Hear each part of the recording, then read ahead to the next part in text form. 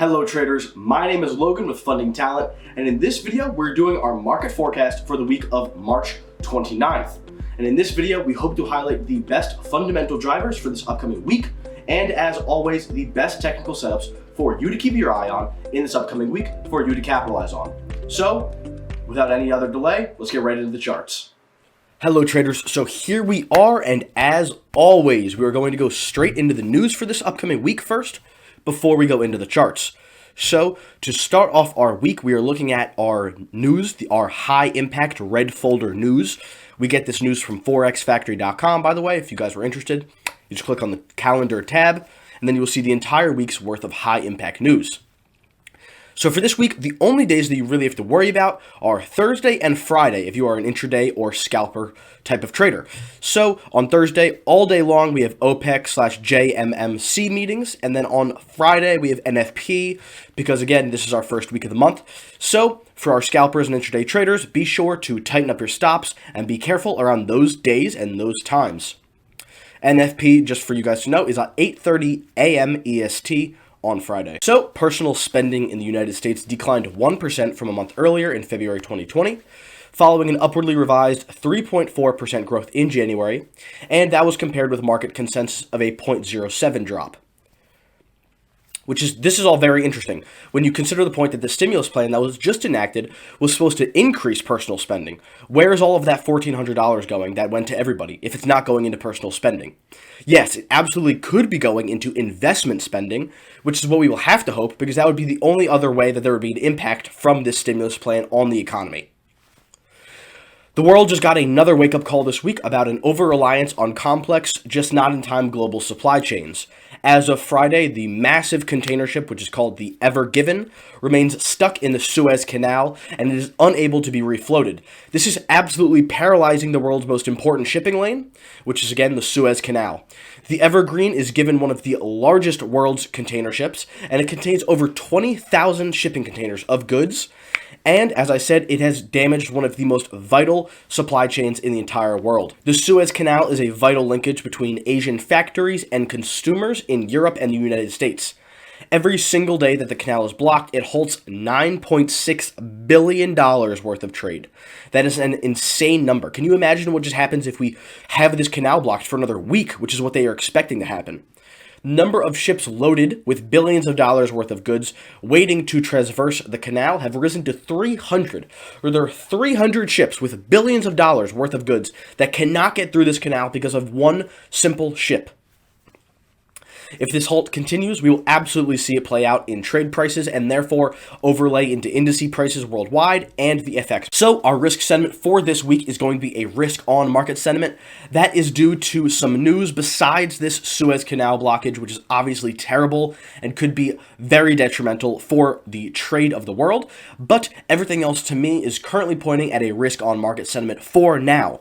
And for our new viewers and our experienced viewers, that again means expectations are higher for further economic growth, meaning the Kiwi, Canadian dollar, the Australian dollar, the euro, and the pound are set to appreciate. So moving into our charts for this week, we are again starting on DXY as we always do. You guys know this is where we start.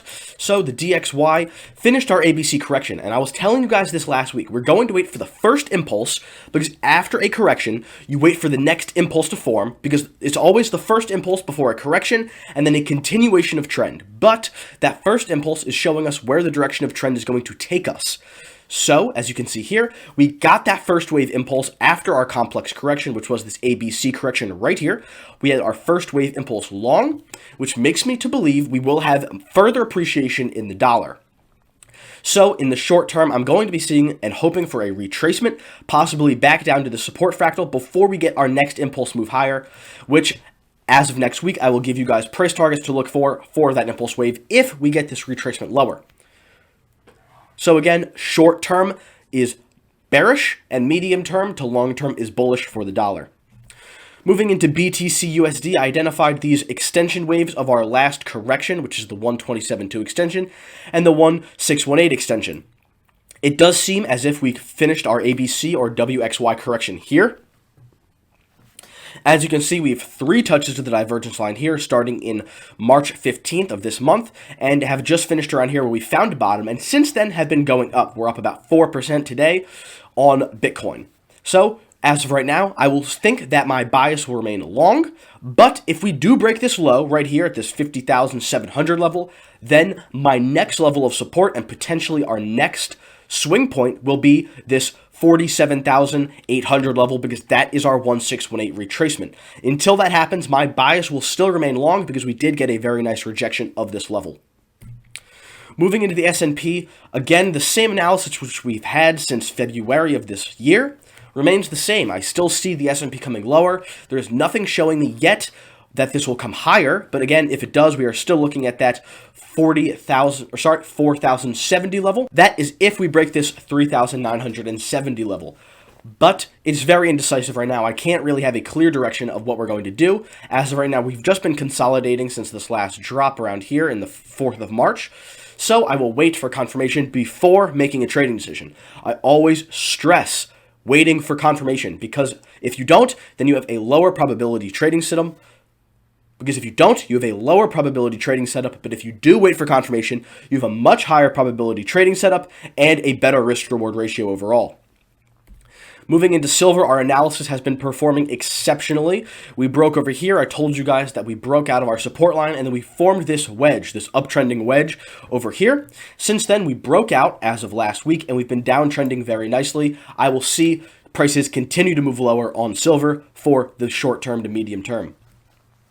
Moving into gold, the same analysis reigns true and is working out well. If you took your initial entry on gold, which we actually spotted at the low around here, you'd be around up 3% overall, which is, again, gold does not move an insane amount, but it is a very good investment if you are operating on slight leverage, small amounts of leverage, or if you have a large portfolio, it's a very safe investment to put your money into, especially when we're going into a risk-off market sentiment.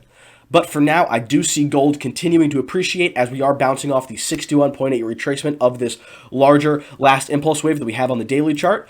Again, we retested the bottom support line of this channel, this downtrending channel that we are in, and I can definitely see prices continue to appreciate. Moving into Ethereum, this has been a chart that I'm keeping my eye on, and again, this is the same type of situation that we have with Bitcoin. We identified our head and shoulders take profit, which we did give a call out for you guys last week, which did hit his take profit. Great trade there if you caught it. Great buying opportunity here. If we break this low, which I do not think we will, but if we do, my bias will change. That's always okay.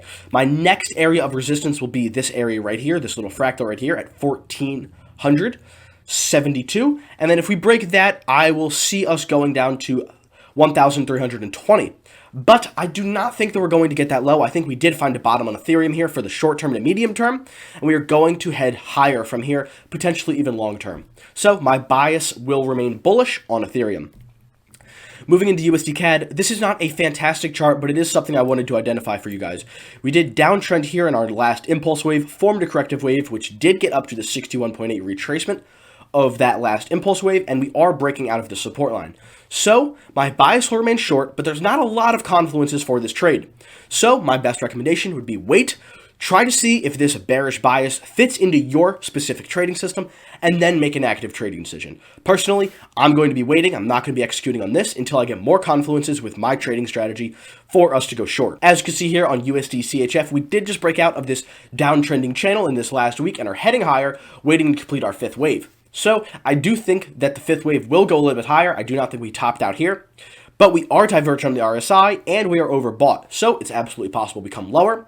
As always, we're going to wait for confirmation, because what happens after our 5-wave impulse? An ABC correction. So you're going to wait for the A wave, wait for the A wave to form, then you're going to wait for a pattern in the B wave. Let's just see, we see a downtrending channel here, uptrending channel, and we wait for a trade entry to go short on the C wave. The C wave is what we catch after impulse waves are formed, and we're aiming for a correction to catch. So wait for this 5th wave to finish, wait for the next corrective move down, wait for the retracement after that corrective move, and then make an active trade. Moving into AUD CAD, I do think we found a bottom here on AUD, and I think that we did so because we reached a Fibonacci extension of this last impulse wave, and we are divergent again on the RSI, as well as coming off of an oversold marker.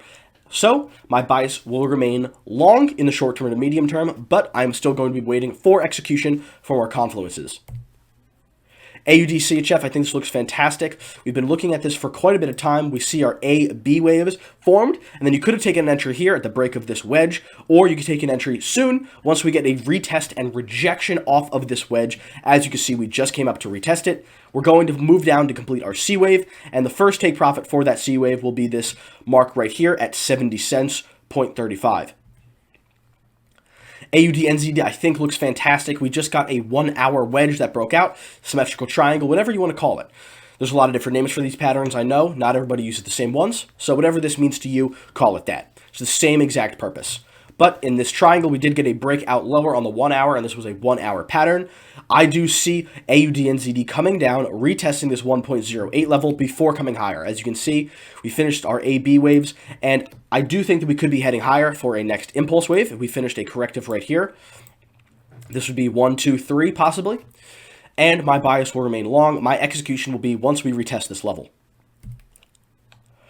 AUD USD, we did have a head and shoulders here, and we are retesting that neckline now, so I do see this as a fantastic opportunity to go short if we get the proper entry once we retest. Moving into Eurogbp, there was again another entry. I don't know if you guys recall, but as you can see, we actually had an entry here on the first call out that we did, and we actually got out quite the top here, picked the top right here at 86 cents and 38, but as I said last week, there was another opportunity to go long, which again would have taken you out if you got out of this resistance fractal right here, which formed on that last take profit that we had hit.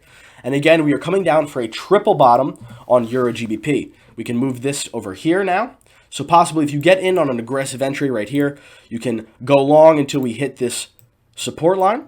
You can go long until we hit this resistance line, or if you'd like a conservative entry, you can wait until this triple bottom is confirmed, and then we get a break of this resistance. So you would be entering around here with a stop loss at the bottom of this triple bottom, waiting for the next take profit to be hit. So for our currency basket strength and weakness analysis for this week, as you can see, we can see the Australian dollar, euro, pound, and Kiwi appreciating, and the yen is the only pair as of right now that I can see going to depreciate. This does line up with our risk on market sentiment idea that we discussed earlier in this video, and the only reason I'm seeing indecisive analysis on the USD, CHF, and CAD is because I don't really know what's going to happen. The CHF is bottoming, creating a double bottom right now.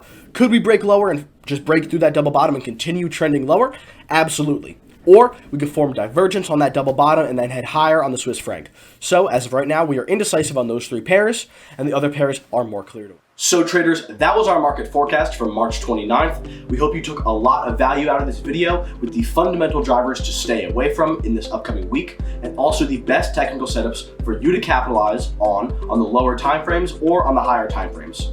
If you are not already following us on all of our social media platforms, be sure to do so because we are releasing new content every single day. And be sure to follow us on YouTube because we're releasing these types of videos every single week for you guys on Monday. So, as always, on behalf of everyone at Funding Talent, happy trading.